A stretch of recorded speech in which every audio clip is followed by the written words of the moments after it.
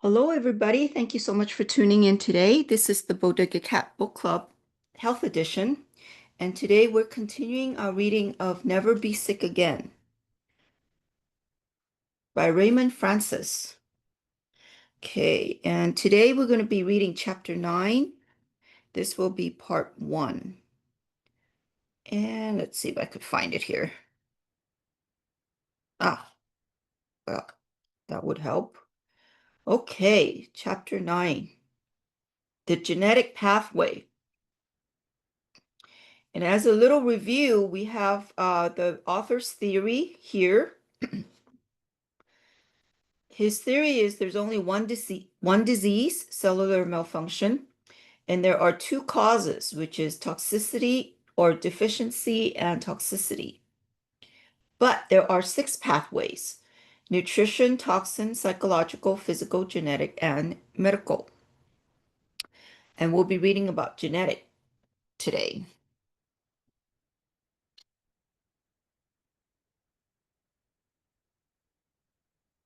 All right,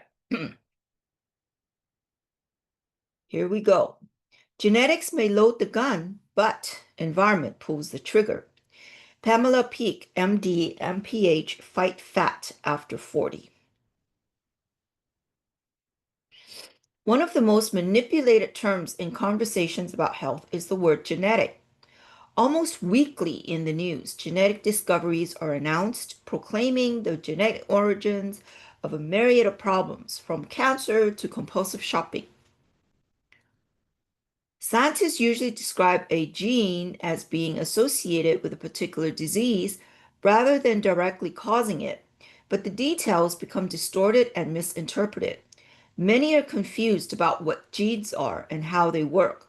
We end up being misled into believing that genes control health directly, which is not accurate because the environment we create for ourselves controls the expression of our genes.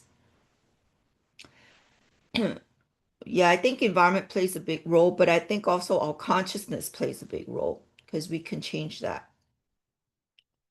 While true genetic diseases do exist, they affect less than 5% of the population. Heredity is trumped by environment, and you control your environment. You have control over the rate at which you age and the diseases that you will or will not develop. Turn the right genes on and keep the wrong genes off. Health is not about genes, it is about cells. Once again, we are in charge. Use the 6 pathways to optimize the health of your cells, and you control the expression of your genes. Will the weakest link fail? What about the genetic predisposition to disease we hear so much about? What about health problems that, quote, run in the family? Think of a genetic predisposition to disease as a weak link in a chain, a weak link with a potential to break, but only if excessively stressed. In the right environment, the weak link will function just fine. If the chain does break, if disease does occur, it is not accurate to say that the weak link, the quote bad gene, is the sole trigger of the problem. Excess biological stress is this trigger, and this we can control. By enhancing the function of cells, genetic predispositions can remain potential problems rather than becoming real problems, regardless of what quote runs in the family. Unfortunately, people often give up to their genetic predispositions, relieving themselves, at least in their own minds, of responsibility for their actions. The genetically predisposed person might say nonchalantly, "There is nothing I can do. Weight problems run in my family," as they gulp down a burger, fries a large shake. Yeah, I could see people do that. That's funny. The thinking that genes and germs are the primary factors determining our state of health is outdated and fatalistic. Genes and germs are factors worth considering, but they are not the causes of disease that we typically understand them to be.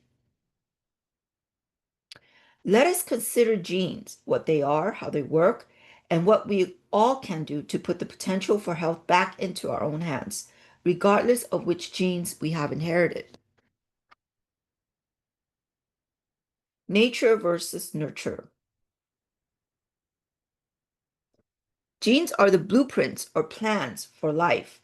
They are the instructions that tell our bodies how to develop from one single cell into an entire human being. However, only about 1/4 of our genes express, quote, turn on automatically, determining, for example, whether our eyes are blue or our hair is curly. Imagine most other genes as a set of coded instructions that, much like a computer program, sit dormant, essentially doing nothing until you activate them. Most genes require some sort of trigger, environmental or psychological, in order for them to express. Just because a certain trait, quote, bad or good, runs in the family does not mean that every person in the family possesses that trait or will express it, even if they possess it. We often worry far more than we need to about genetic inheritance. Most important is the environment you create for your cells based on what you eat and how you live your life. You cannot control your heredity. You can control the environment you create for your cells. Rather than thinking of genes as an absolute and unchanging set of instructions, one might think of them as a variety of possibilities, a set of what if instructions. If certain circumstances are present, then a person's genes express in a particular way. If other circumstances are present, then those same genes express in a different way. Biochemist Roger Williams maintained that genes alone are entirely useless threads of chemicals. Genes alone do not determine our sickness or health. If genes in the form of cellular DNA were the primary control of the cell, if they were the quote brain of a cell, so to speak, then the cell would die without them. But this does not happen. Scientists commonly perform a process called denuclearization, a process whereby the nucleus of a cell and its DNA are removed. After this process, cells continue to perform normal functions for months.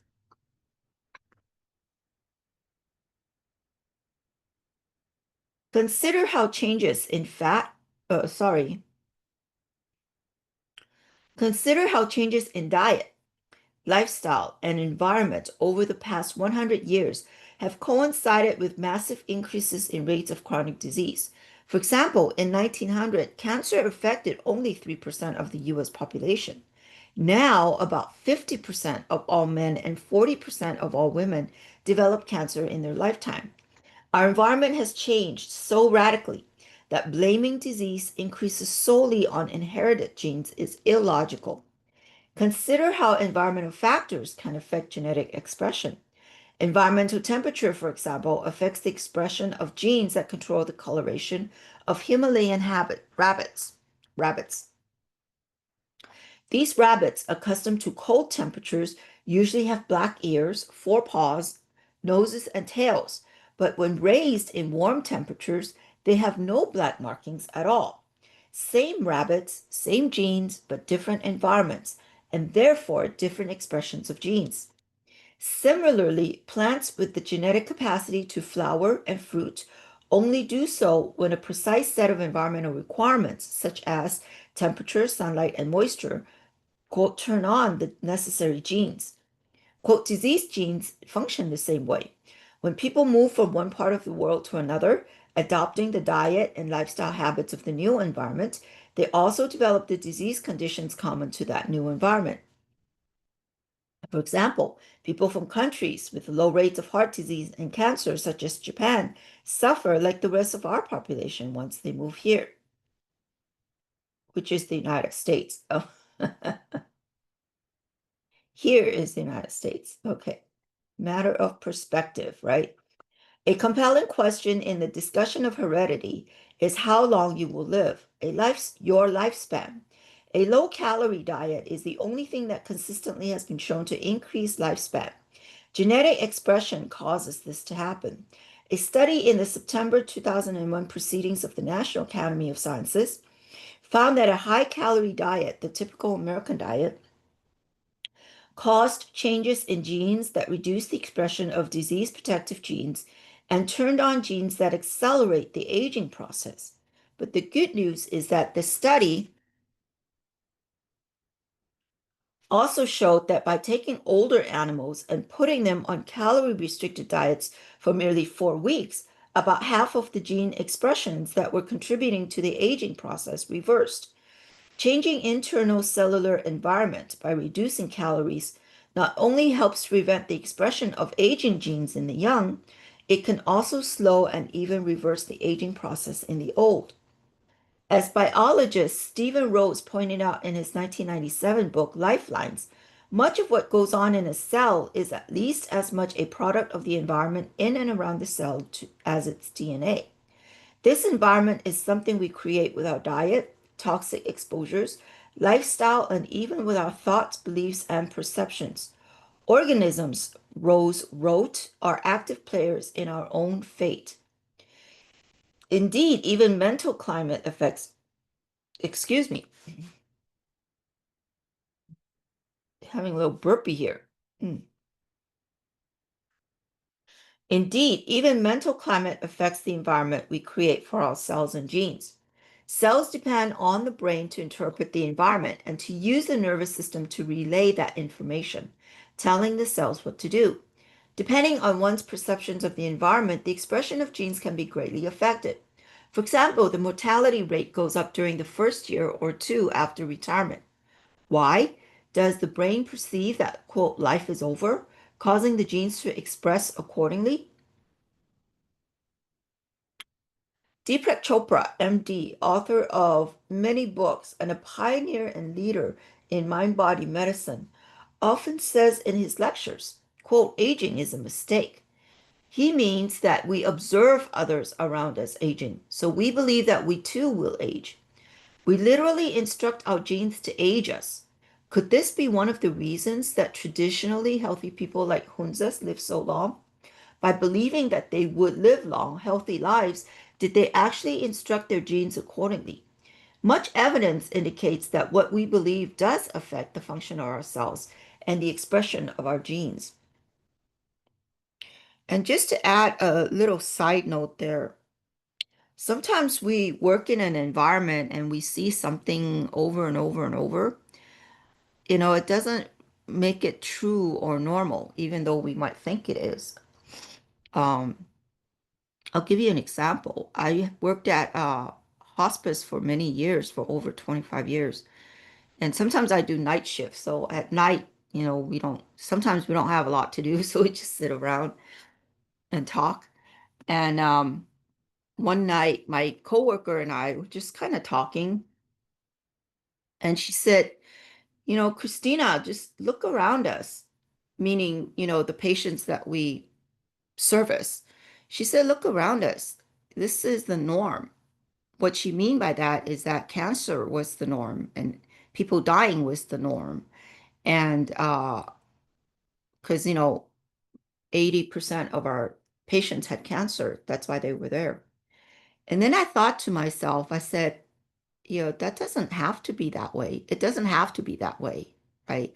Just because we see people dying all over us or having cancer all over us in our environment doesn't mean that we have to be in that environment or that environment is 100% true, right? So that kind of got me in the down the rabbit hole of alternative medicine, alternative health, and all that kind of stuff. That kind of got me into the journey. But it's very interesting how, and from that day on, I the things that I think is the norm, I or is true, quote true, um, or even quote reality, I'll question that. I'll kind of say, well, what is the opposite or what is the alternative? Is there an opposite situation or reality or truth?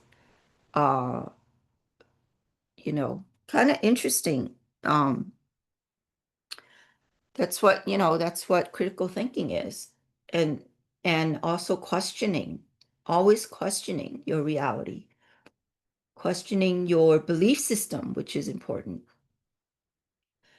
Yeah, kind of do what Descartes, Rene Descartes did, right? He locked himself in a room and went through all his belief systems and challenged each one of them to see if they're true or not.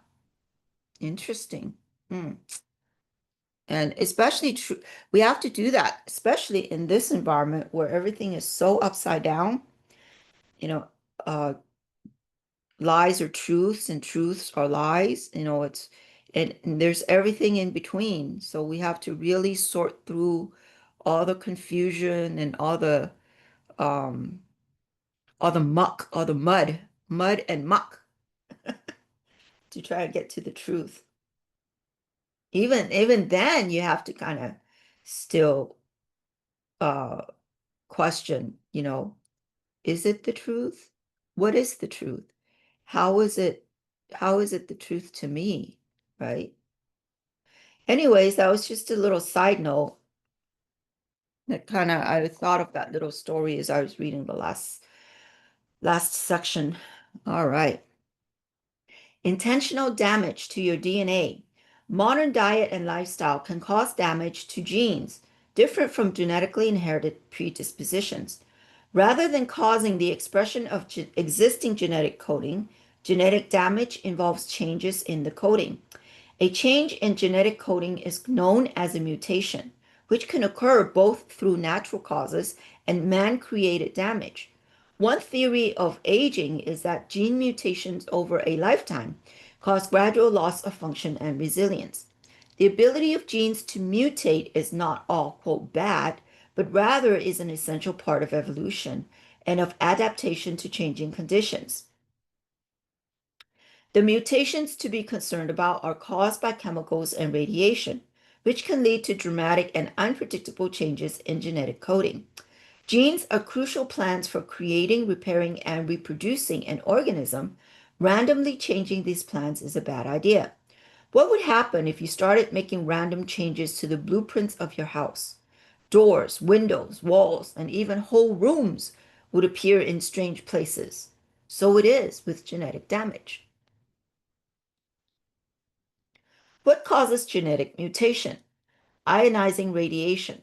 Almost half of the average person's exposure to ionizing radiation comes from medical x-rays and medical radiation treatments. Avoid this kind of radiation unless vitally necessary. It's bizarre that physicians put much stock in the genetic origins of disease, yet also inflict massive amounts of genetic damage with pharmaceutical chemicals and x-rays. Non-ionizing radiation. This is created by the flow of electricity and may also have genetic repercussions, though the evidence is less clear.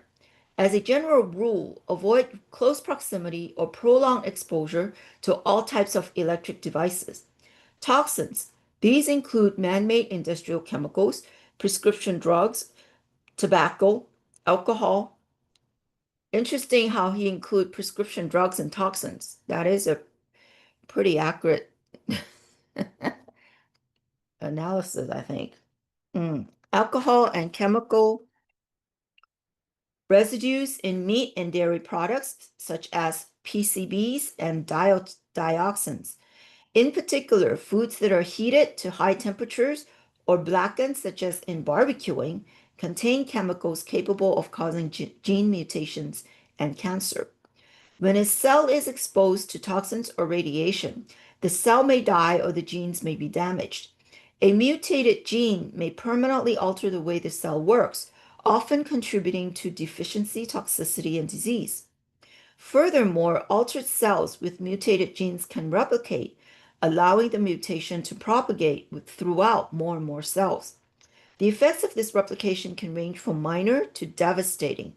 Replication is a classic way for cancer to develop. Worse, if genetic mutations take place in a reproductive cell, a 50-50 chance exists of passing these on an unborn child. Destroyed or damaged cells and genes can lead to premature aging and a variety of diseases, including cancer, fatigue, poor resistance to infections, psychological stress, and even social maladjustment. Genes are not causing aging or disease. We are. We expose ourselves to the toxins and radiation that make the genes mutate in the first place.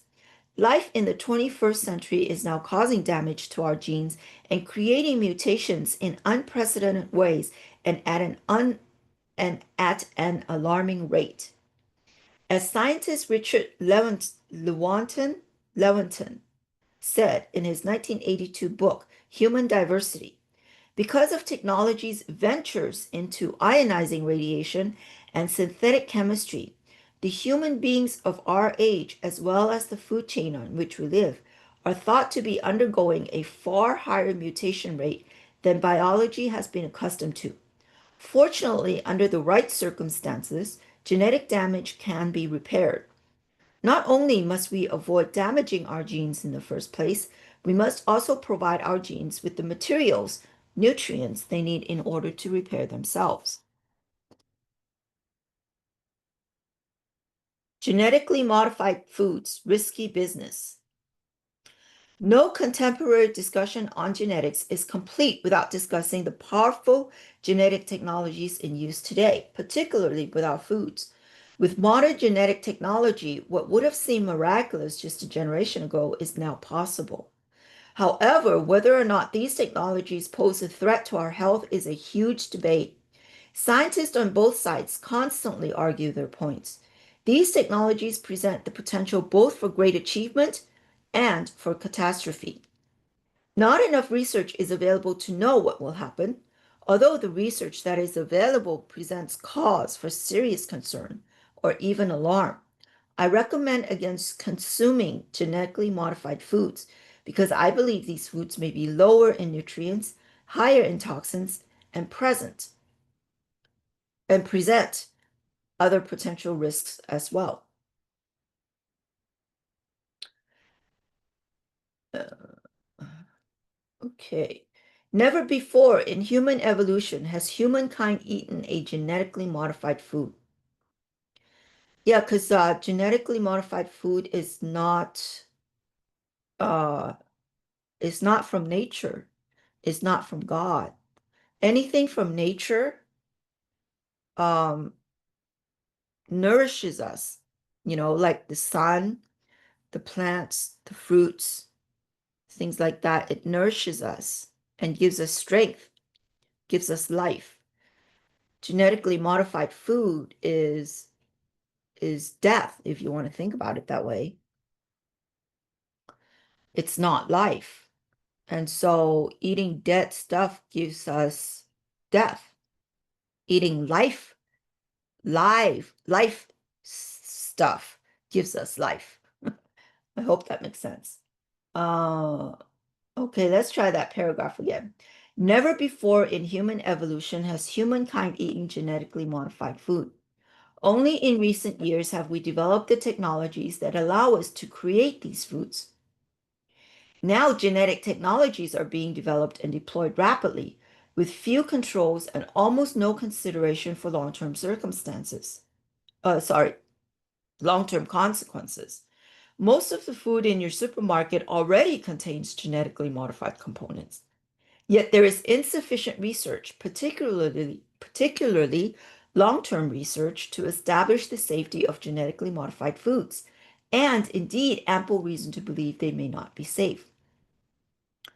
Now that's interesting. If any of you are Star Trek or Trekkies, they have the deatomizing machine, I guess you could call it, right? Devices, deatomizing or atomizing technology that makes whatever food you want. Now that's an interesting question. Would that be considered genetically modified? Because it's not really live fruit. It's not like a fruit from a tree or, fruit or a vegetable from the ground. How would that affect your body? Interesting. Um, I'm not a Trekkie, so if any of you Trekkies out there, if any of the Star Trek episode addresses that, please leave it in the comment below because I'm curious now. And all the Star Trek people look pretty healthy. I mean, for the most part. I don't remember seeing anybody obese or sick, but I don't know. I'll need some Trekkies to tell me that.